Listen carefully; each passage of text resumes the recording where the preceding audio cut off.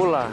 Go minuni mereka-raki yang doktor letak na borong ng Bula FM namun dua nasab. Nimbula ayaw Meli na wati tiu may mataniway ang doktor letak na borong ng Bula FM. Doktor kami ono bi series ng Bula FM namun dua nasab isu.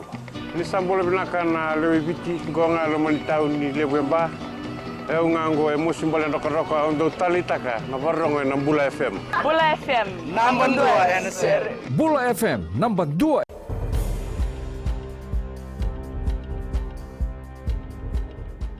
Ni sambul binaka. Se kwe ungo na Vakaleleka ni nonde tukutu kwe na mbungi ndindai. Sabang dindin taki o sulia si fuata yang baki ruas sambul kantua. Ena thala ni lamba kambeti kikina. Salamuritingana nona may lambata na nona itau. Ena tigibuni yang baki ungo ena sinu. Wan dindin tego fuata. Ena tona thala ni lamba. Embeti kikina. Ena mata belewele besuba. Ena mata gani kuwa. O fuata ya baduka kasua ki nona itau yang baki tinika diwa. O salanieta lemba.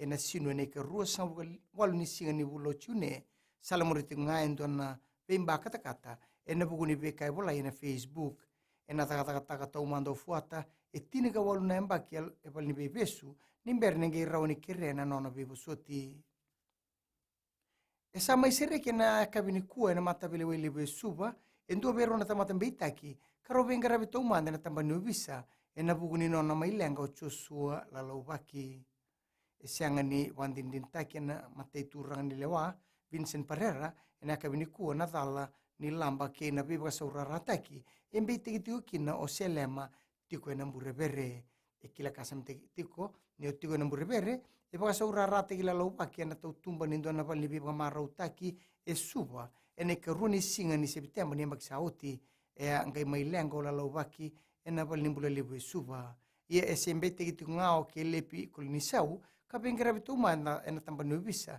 ena tuan natala ni biba saurarataki e barita ko turang ni lewa Pereira ni ambutura kibinako la lawaki mai be kolini sau kapakapuna na nona maboa ni berra na nona mai lenga e ka turang ni lewa ni saru torsombu ni bagarau e boa doro kolini sau be la lawaki ena mataka ni singoya esana sianga ni rawa ni bagatawani na be tutu bagaturanga eso ena sana lau salamuritingana kena lutu ne wili ni benua era bagai tiu ko mai intel ni abu ena ngaunungo gona beka baritaka ni bagalisles ni matambose ni lau provincial council Israel taomba ena ngaune so mutigo kina na beka dauraka na buni bola tunde ni beka bagai tuki o mele timba ni marama turun bani marama ningo endo na lenga e lau resartu bali bena ngaunungo ena sano lau ia tukono taomba ni non rangole tiko mai ebiti lebu na lebu benua mai lau esa ruinre kina na kena tawa na betu tungo. Kina gito, e kene reriti ko ni narao mena okati na nonda matatimi, ke ina matatimi ni Chavani, ena sot ni rugby championship, kana bito manitiko, ke ina timi ni New Zealand, Australia, South Africa, ke ina timi ni Argentina. Rongo di na tamba ni tukutuku may balangi, ni ambose ni songo-songo bakatuka ina senza, may Chavani, ena madhaw sauti, ena kena bital nota ina tikinongo. Ena maki na bitalo no tikitel tiko na tikinongo ena singa ni mataka.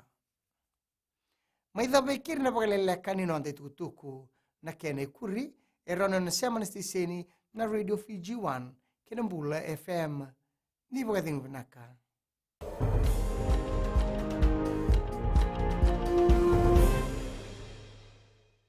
Bula na lang ko siya ba? Doktor letak boleh orang serma kau na Radio Fiji ada nak kasih. Bula eu Veronica Melo toka do talevio na Radio Fiji 1 ando mai viti na vango merre telawa go ngai tabua ando talita kana varronga na Radio Fiji 1 ando mai viti Bula go ngai no ke imba ando talita wale na warong na Radio Fiji 1 ando mai viti na wale ana dango saniter kuati ando talita ka bakalebu na varronga na Radio Fiji 1 eno sorry Radio Fiji 1 nando mai viti